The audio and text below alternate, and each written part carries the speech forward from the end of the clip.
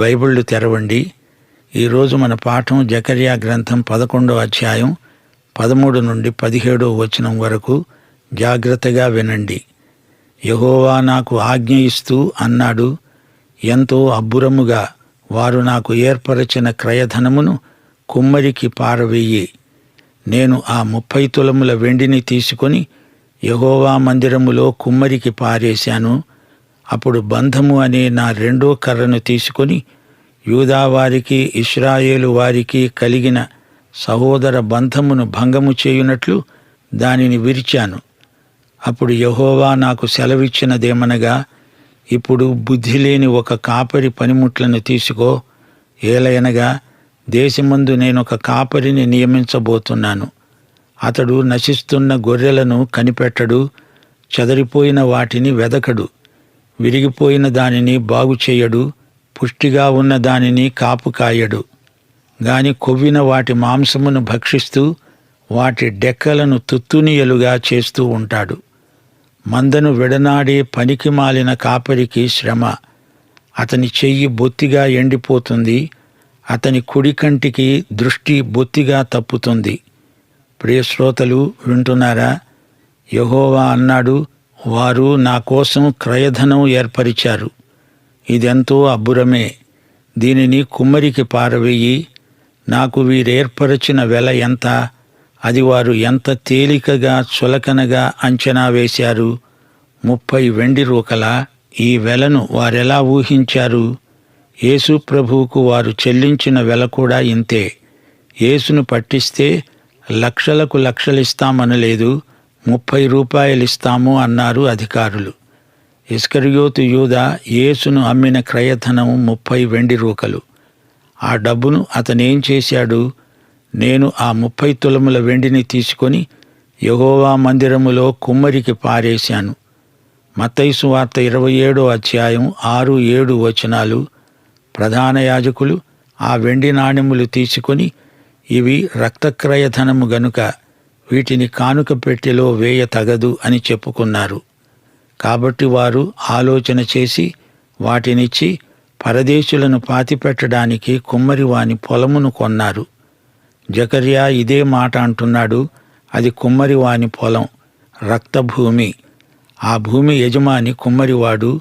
కుమ్మరివాడు సారే, బంకమట్టి, ఈ 3 ప్రత్యేకమైన అంశాలు. బంకమట్టితో కుమ్మరి ఒక మంచి పాత్రను చెయ్యాలని చూస్తాడు. అయితే బంకమన్ను కుమ్మరివాని చేతిలో ఉంది, అతనితో సహకరించలేదు. కుమ్మరివాడు అనుకున్న రీతిగా మంచి పాత్ర తయారు కాలేదు. ఆ బంకమట్టి ముద్దను కుమ్మరివాడు అవతల పారేస్తాడు. ఇర్మియా ప్రవచనాల్లో దేవుడే ఆ పరమ కుమ్మరి. మానవత బంకమన్ను, అది కుమ్మరి చేతిలో ఉంది. తాను ఒక మంచి పాత్రను తయారు చేయాలని దేవుని సంకల్పం. అయితే బంకమన్ను కుమ్మరికి పూర్తిగా లోబడాలి, సహకరించాలి. లోబడకపోతే దాన్ని తీసి అవతల పారేస్తాడు. అది కుమ్మరివాని పొలంలో పడిపోతుంది, అది పనికిరాదు. యేసుక్రీస్తు వెల 30 వెండి రూకలని నిర్ణయించబడింది. యాజకులు ఆ రూకలు యూదా పారేస్తే తీసుకున్నారు. వారు భక్తిగల నాయకులు గదా. అప్పుడు కానుక పెట్టెలో ఖజానాలో ఇది వేయకూడదు, అది రక్తధనం. అందుకని ఆ డబ్బుతో కుమ్మరివాని పొలం కొన్నారు. అది నిరుపేదలను, పరదేశులను పాతిపెట్టే స్థలం. ప్రియ శ్రోతలు గమనించండి. మన ప్రభువైన యేసు కుమ్మరివాని పొలంలో పనిచేశాడు, చేస్తున్నాడు. ఈ కుమ్మరివాని పొలాన్ని ప్రభువు కొన్నాడు. ఆయన చెల్లించిన వెల చాలా గొప్పది. వెండి బంగారముల వంటి క్షయ వస్తువులు కాదు. ఆయన చెల్లించిన వెల తన ప్రశస్త రక్తం, పవిత్ర రక్తం. ఈ లోకం కుమ్మరివాని పొలం. అన్నీ విరిగిన పాత్రలే, పారవేయబడిన పనికిమాలిన మన్నే. భౌతికంగా, మానసికంగా, ఆధ్యాత్మికంగా మానవులందరూ విరిగిపోయిన పాత్రలు. పరమకుమ్మరి ఎవరో కాదు, ప్రభు అయిన క్రీస్తే. చెడిపోయిన ఈ బంకమన్నును పరమకుమ్మరి అయిన యేసుక్రీస్తు తిరిగి చేతికి తీసుకుంటున్నాడు. పరిస్థితులు అనే సారెపై వేస్తున్నాడు. ఘనత నిమిత్తమైన పాత్రగా దానికి రూపురేఖలు దిద్దుతున్నాడు. నీవు, నేను బంకమన్ను, యేసుక్రీస్తే కుంభకారుడు. ఈ రోజున అధిక సంఖ్యాకులు ఆయనను తిరస్కరిస్తున్నారు. అయినా ఆయన ఈ కుమ్మరి పొలంలో పనిచేస్తున్నాడు. ఆ తరువాత యూదావారికి ఇశ్రాయేలు వారికి కలిగిన సహోదర బంధాన్ని తెగదెంపులు చేయడానికి బంధం లేక ఐక్యం అనే నా రెండో కర్రను చేతపట్టుకొని విరిచాను. ఈ 2 కర్రలను విరిచిపారేశాడంటే ఇశ్రాయేలుకు వారి కాపరికి మధ్య సహవాసం పూర్తిగా తెగదెంపులైనట్లే. అయితే ఇది తాత్కాలిక క్రమశిక్ష మాత్రమే అని మరువకూడదు. కాపరి అయిన యెహోవా అంటున్నాడు, మీరు నన్ను అమ్మివేశారు, అన్యుల చేతికి సిలువ వేతకు మీరు నన్ను అప్పగించారు. అప్పుడే నిబంధన వీగిపోయింది. రోమియుడైన టైటస్ వచ్చి పడతాడు, దండెత్తుతాడు. మీరు లోకమంతటా నలుదిక్కులకు చెదరిపోతారు. అవును, మెస్సియా వచ్చాడు. జాతి యావత్తు ఆయనను తిరస్కరించింది. ఇంకా యూదజాతి అంతటా చెదరిపోయి ఉంది. ఇది చరిత్ర పలికే సాక్ష్యం. 15వ వచనంలో బుద్ధిలేని కాపరి ప్రస్తావన వచ్చింది. ఈ బుద్ధిలేని కాపరి అంత్యక్రీస్తే. అప్పుడు యెహోవా నాతో చెప్పిందేమిటంటే, ఇప్పుడు బుద్ధిలేని కాపరి పనిముట్లను తీసుకో. ఈ ప్రవచనాత్మక ఉపమానాన్ని జకర్యా అభినయించాలి. కాపరి పనిముట్లను ఇతడు తీసుకోవాలి. దేశమందు నేను మరో కాపరిని నియమిస్తాను. వాడు నశించే గొర్రెలను లక్ష్యపెట్టడు, చెదరిపోయిన వాటిని వెదకడు, గాయపడ్డ వాటిని బాగుచేయడు, ఆరోగ్యంగా ఉన్న వాటిని పోషించడు. కాని కొవ్విన వాటి డెక్కలను చీల్చివేసి వాటి మాంసం దిగమింగుతాడు. శ్రోతలు, జాగ్రత్తగా వినండి. జకర్యా ఇంతవరకు మంచి కాపరిని మనకు పరిచయం చేశాడు. ఆ కాపరి 30 వెండి రూకలకు అమ్మివేయబడ్డాడు. శత్రువులకు ఆయన అప్పగించబడ్డాడు. రోమియుల శిలువపై ఆయన చనిపోయాడు, చంపబడ్డాడు. అయితే ఆ శిలువే ఇత్తడి బలిపీఠమైంది. దేవుని గొర్రెపిల్ల బలిపీఠమది. దానిపై లోకపాపమును మోసిన గొర్రెపిల్ల యేసే. తన గొర్రెల కోసమై ప్రాణం పెట్టిన మంచి కాపరి యేసే. ఇప్పుడు ప్రవక్త బుద్ధిలేని కాపరిని మనకు చూపుతున్నాడు. ఈ బుద్ధిలేని కాపరి చరిత్రలో ముందు రోజుల్లో కనిపిస్తాడు. క్రీస్తు రాకడకు అంత్యక్రీస్తు రాకడకు మధ్య కొంతకాల వ్యవధి ఉంది. ఈ సంగతి జకర్యాకు నిమిత్తం లేదు. ఇశ్రాయేలు శేష ప్రజకు ఈ ప్రవచనం చెప్పబడింది. బబులోను చెర నుండి తిరిగి వచ్చిన శేషిత ప్రజకు జకర్యా ఈ ప్రవచనం చెబుతున్నాడు. సంఘయుగం కూడా జకర్యాకు తెలియదు. సంఘయుగం ముగిసిన తరువాత అంత్యక్రీస్తు వస్తాడు. వీడే బుద్ధిలేని కాపరి. సంఘం ఎత్తబడిన తరువాత దేవునికి ఇశ్రాయేలు జాతితో కార్యక్రమం ఒకటి ఉంది. ఈ అంత్యక్రీస్తు బుద్ధిలేని కాపరి. ఇశ్రాయేలును ఏమి చేస్తాడో చూడండి. ఈ గొర్రెల కష్టసుఖాలేమీ అతనికి పట్టవు. వాటిని పరామర్శించడు. వారి ఆరోగ్యం ఎలా ఉందో చూడడు. వాటి క్షేమం విచారించడు. వాటిని చీల్చి చంపుకొని తింటాడు. వారిని పొట్టన పెట్టుకుంటాడు.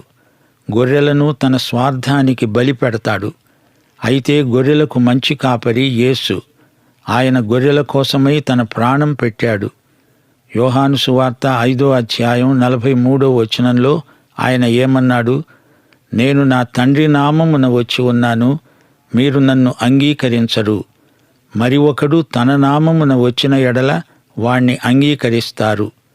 లోక పరిస్థితులను చూస్తుంటే అంత్యక్రీస్తు రావడానికి రంగం సిద్ధమవుతున్నట్లు అనిపిస్తోంది. వాడు చెప్పే వాగ్దానాలను లోకం నమ్ముతుంది. వాడు బుద్ధిలేని కాపరి, కపట కాపరి, నకిలీ కాపరి, దొంగ కాపరి. నీవెవరు, ఎక్కడి నుంచి వచ్చావు అని అతన్ని ఎవరూ అడగరు. అతని శుష్క వాగ్దానాలకు ప్రజలు సమ్మోహితులవుతారు. అతన్ని వెంబడిస్తారు. వాడు రావటానికి కొంతకాలం పట్టవచ్చు. కానీ నేటి లోక పరిస్థితులు అంత్యక్రీస్తుకు అనుకూలంగా ప్రవర్తిల్లుతున్నాయి అనడంలో ఎట్టి సందేహం లేదు. మందను వదిలేసే ఆ పనికిమాలిన కాపరికి శ్రమ. అతడికి బాధ తప్పదు. వాని చెయ్యి, కుడికన్ను కత్తిదెబ్బకు గురి అవుతాయి. వాని చెయ్యి పూర్తిగా ఎండిపోతుంది. వాని కుడికన్ను గుడ్డిదవుతుంది. పనికిమాలిన ఈ కాపరికి విగ్రహాల కాపరి అని పేరుంది. విగ్రహం అంటే పనికి మాలింది అని అర్థం. అతడు మంచివాడు కాడు, అతనికి విలువ లేదు, అతడు గొప్ప వంచకుడు, మోసగాడు. ఓ వ్యర్థుడవైన కాపరి, నీకు శ్రమ, నీవు మందను వదిలిపెట్టి వెళ్ళిపోతావు. ఖడ్గం నీ చేతిని తెగ నరుకుతుంది, నీ కుడికన్ను గుడ్డిదవుతుంది, నీ చేతులు ఎండిపోతాయి. బుద్ధిలేని ఈ కాపరి వల్ల ఈ ప్రజలకు ఎట్టి ప్రయోజనమూ ఉండదు. అయినా లోకం అతని వెంట పోతుంది. ఇశ్రాయేలు మంచి కాపరిని కాదన్నది, దేవుడు వాగ్దానం చేసిన కాపరిని నిరాకరించినందుకు ఫలితంగా ఇశ్రాయేలు జాతి లోకమంతటా చెదరగొట్టబడింది. ప్రభు అన్నాడు, సువార్త యెరూషలేములో మొదలవుతుంది. యెరూషలేములో మొదలై సువార్త భూదిగంతాల వరకు వ్యాపిస్తుంది. అదే సువార్తను ఈ రోజున మనం ప్రకటిస్తున్నాము. సువార్త అనేక పద్ధతుల్లో బోధించబడుతోంది.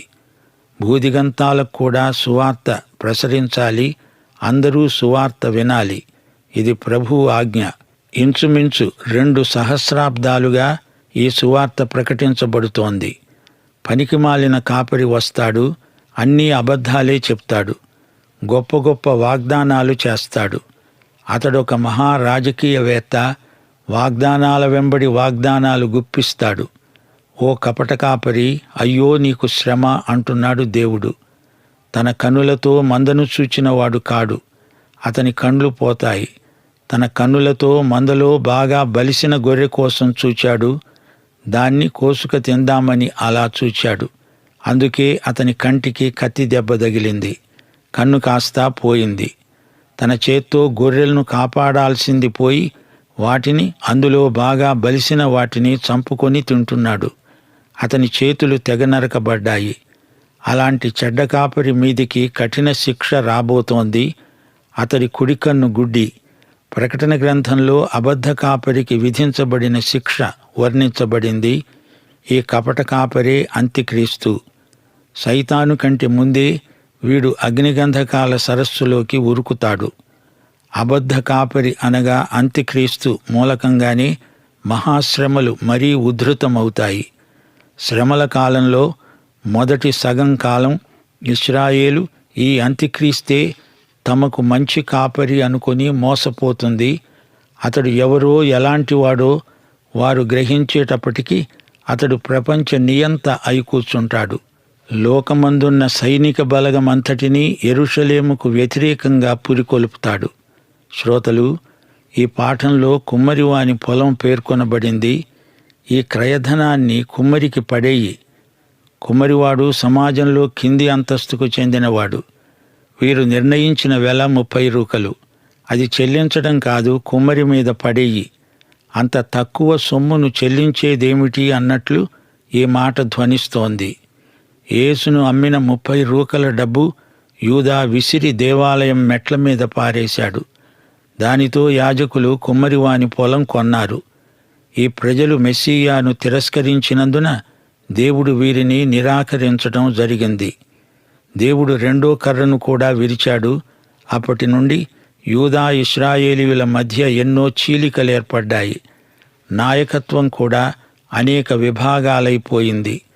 పరిసయ్యులు, సద్దూకయ్యులు, ఎస్సీనులు, హెరోదియనులు, జలోతీయులు అనే గుంపులుగా ఏర్పడి ఒకరితో ఒకరు విభేదాలు పెట్టుకున్నారు.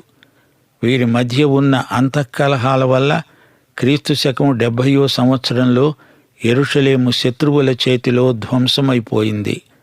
మంచి కాపరిని విసర్జించడమే కాదు, బుద్ధిలేని కాపరిని ఇశ్రాయేలు వారు ఏర్పరచుకోవటం జరిగింది. అంత్యక్రీస్తు గొర్రెలను నాశనం చేసే కపట కాపరి. ప్రకటన 13వ అధ్యాయం 7వ వచనం, పరిశుద్ధులతో యుద్ధం చేయడానికి, వారిని జయించడానికి దానికి అధికారం ఇవ్వబడింది. ప్రతి వంశము మీద, ప్రతి ప్రజ మీద, ఆయా భాషలు మాట్లాడే వారి మీద, ప్రతి జనము మీద అధికారము దానికి ఇవ్వబడింది. ఆ క్రూర మృగమే అంత్యక్రీస్తు. అతని చేతుల బలం, భుజబలం, సైనిక బలం నశిస్తుంది. అతని చేతులు తెగనరికి వేయబడతాయి. అతని కన్నులు అనగా లౌకిక జ్ఞానం, అతని కుడి కన్ను కాస్త గుడ్డిదవుతుంది. అతని జ్ఞానమంతా నశిస్తుంది. అతని సైనిక బలం, అతని రాజకీయ జ్ఞానం, ఈ రెండిటినీ దేవుడు ధ్వంసం చేసి విడుస్తాడు. నాయకులు, కాపరులు తమ మందలోని గొర్రెలను సరిగా కాయకపోతే అతి ఘోరమైన అరిష్టం ప్రాప్తిస్తుంది. నాయకులలో స్వార్థం ఉంటే దేవుడు ఎంతమాత్రమూ సహించడు. నాయకులు తమ ప్రజల విషయమై దేవునికి లెక్క అప్పగించాలి. యాకోబు పత్రిక 3వ అధ్యాయం 1వ వచనం, నా సహోదరులారా, బోధకులమైన మనము మరీ కఠినమైన తీర్పు పొందుతామని తెలుసుకొని మీలో అనేకులు బోధకులు కాకుండా ఉండండి. దేవుడు నిన్ను నాయకుణ్ణి చేశాడంటే అది దీవెన. కాని దానితో పాటు ఎన్నెన్నో బాధ్యతలు నీ మీద ఉంచబడ్డాయని గుర్తుంచుకో. మంచి కాపరిని వద్దని బుద్ధిలేని కాపరిని తెచ్చిపెట్టుకున్నారు. వాడు వీరిని నాశనం చేసి కానీ విడువడు. బుద్ధిలేని కాపరి అంటే నిరంకుశుడు, స్వార్థపరుడు, క్రూరుడు, వంచకుడు, అబద్ధికుడు. కొంతకాలం దేవుడు తన ప్రజలను బుద్ధిలేని కాపరుల చేతికి అప్పగించాడంటే ఇది వారి క్రమశిక్షణలో భాగమని మనం గుర్తించాలి. దేవుడు ఫరో హృదయాన్ని కఠినపరిచాడు అంటే అతనిలో ఉన్న పూర్తి చెడుగును బయటికి రానిచ్చాడని అర్థం. హెరోదు, నీరో, అలెగ్జాండరు మొదలైన వారి చేతికి దేవుడు తన ప్రజలను అప్పగించడంలో ఉద్దేశ్యమిదే. బుద్ధిలేని ఈ కాపరులకు దయలేదు, అంతఃకరణ ఉండదు, స్వార్థపరులు. గొర్రె బలిస్తే దాన్ని కోసుకు తింటాడు. క్రూరుడు. అబద్ధ క్రీస్తులు, అబద్ధ ప్రవక్తలు, కపట బోధకులు కడవరి దినాలలో బయలుదేరుతారని దేవుని వాక్యం తేటగా చెబుతోంది. ఇలాంటి వారికి దేవుడే తీర్పు తీరుస్తాడు. కపట కాపరి తన కపటంతోనే నశిస్తాడు. ఎవడేది విత్తితే అదే పంట కోస్తాడు. ఈ నియమం అన్నిటిలో పనిచేస్తుంది. మందలోకి తోడేళ్లు జొరబడతాయి. గొర్రె చర్మం ధరించుకున్న తోడేళ్లున్నాయి, జాగ్రత్త. ప్రతి ఆత్మను నమ్మక ఎవని ఆత్మ ఎలాంటిదో వివేచించాలని దేవుని వాక్యం విశ్వాసులను హెచ్చరిస్తోంది. శ్రోతలు, ఈ పాఠంలో కాపరి, రబ్బీ, బోధకుడు ఎంతో సాత్వికంగా మాట్లాడుతున్నాడు. మీకు అనుకూలమైన ఎడల నా కూలి, జీతం నాకియ్యండి, లేని ఎడల మానేయండి. ఇవ్వండి లేదా మానండి. ఎంత ఇవ్వాలో చెప్పటం లేదు. 1 కొరింథీ 9వ అధ్యాయం 9 నుండి 17వ వచనం వరకు పౌలు ఏమంటున్నాడు? కళ్ళము తొక్కుతున్న ఎద్దు మూతికి చిక్కము పెట్టవద్దు. దున్నేవాడు ఆశతో దున్నాలి. కళ్ళము తొక్కించేవాడు పంటలో పాలు పొందుతాను అనే ఆశతో తొక్కించాలి. మీ కొరకు ఆత్మ సంబంధమైనది మేము విత్తి ఉండగా మీ వలన శరీర సంబంధమైన ఫలములు కోసుకోవడం గొప్ప కార్యమా? అయితే మేము ఈ అధికారాన్ని వినియోగించుకోలేదు. క్రీస్తు సువార్తకు ఏ అభ్యంతరమైనా కలుగచేయకుండా ఉండడానికి అన్నిటినీ సహిస్తున్నాము. సువార్త ప్రచురించేవారు సువార్త వలన జీవించాలని ప్రభువు నియమించి ఉన్నాడు. నేనైతే వీటిలో దేనినీ వినియోగించుకోలేదు. నేను సువార్తను ప్రకటిస్తున్నా నాకు అతిశయ కారణము లేదు. సువార్తను ప్రకటించవలసిన భారము నా మీద మోపబడి ఉంది. అయ్యో, సువార్తను ప్రకటించకపోయిన ఎడల నాకు శ్రమ. స్వచ్ఛందంగా వచ్చిన కానుకలకే ఎక్కువ విలువ ఉంది. అయితే కొందరు గొప్ప సేవను తేలికగా అంచనా వేస్తారు. వారు 30 అంటే 30 రూకలే ఇచ్చి చేతులు దులుపుకున్నారు. విలువల నెరుగని ప్రజలు. పాఠం ఇంతటితో సమాప్తం.